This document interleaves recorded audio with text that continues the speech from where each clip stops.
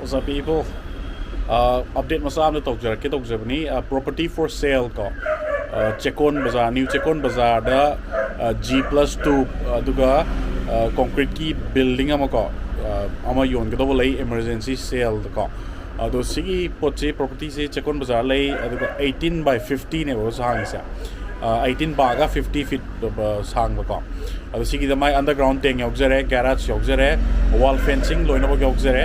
aduga makada ground floor ne plus floor ani maga ko G+2 ni building ne ko building se sahi mari kaktangari saba aduna yamna nori building ni ado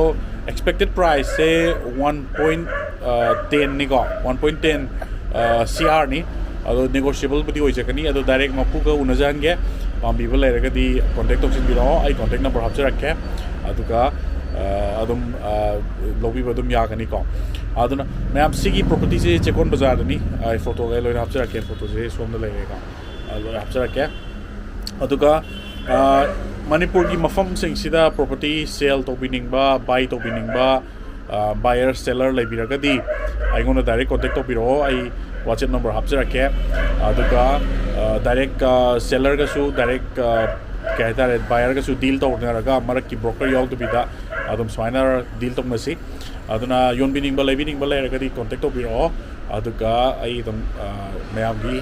मती के तुम पंच के है तारे को आदुना सिगी Checkon Bazar डले Riva ngasi mak ad से हफ्ते रखनी direct owner का उन जगह तो बुनी आदुका direct negotiable तो उस जगह तो बुनी बका आदुना expected price है 1.10 का 1.1 CR right ni aduni ado question thank you